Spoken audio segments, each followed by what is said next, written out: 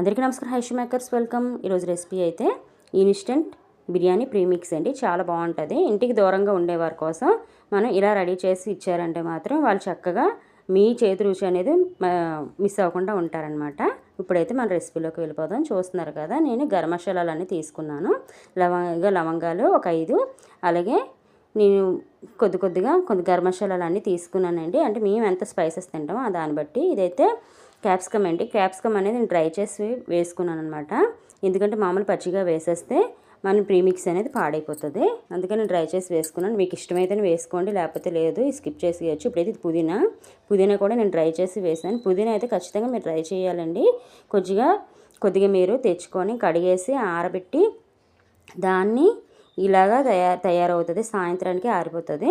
ఇలా తయారైన దాన్ని ఇలా ప్రీమిక్స్లో వాడుకోవచ్చు. ఇప్పుడు చూస్తున్నారు కదా, నేను కస్తూరి మేతి కొద్దిగా వేసాను, టేస్ట్ బాగుంటుంది అని చెప్పేసి.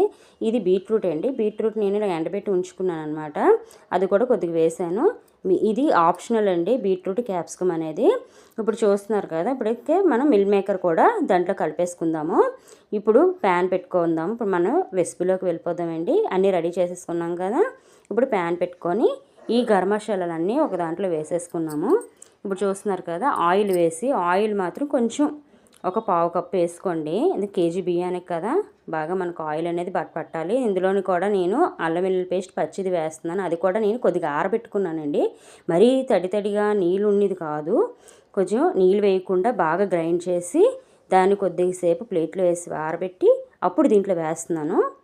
వేసి బాగా అల్లం వెల్లుల్లి పేస్ట్ బాగా వేగిపోయిన తర్వాత నేను డ్రై చేసుకున్న ఉల్లిపాయలు కట్ చేసేసి ఎండలో ఆరబెట్టి అవి కొంచెం వేపేసి ఇలా వేసుకున్నాను. ఇప్పుడు దీంట్లోని డ్రై చేసుకున్న టమాటో కూడా నేను సేమ్ అలాగే కట్ చేసి ఆరబెట్టుకున్నాను అనమాట.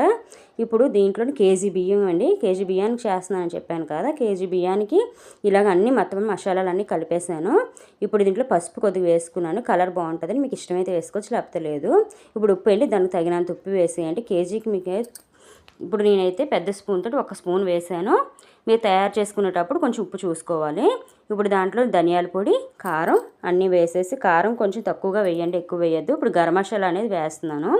ఇవన్నీ బాగా వేపుకోండి. మసాలాలు అన్నీ బియ్యానికి బాగా పట్టాలి, అప్పుడే బాగుంటుంది అనమాట. వేగితేనే టేస్ట్ బాగుంటుంది. సిమ్లో పెట్టుకోండి, హై ఫ్లేమ్లో అస్సలు పెట్టద్దు.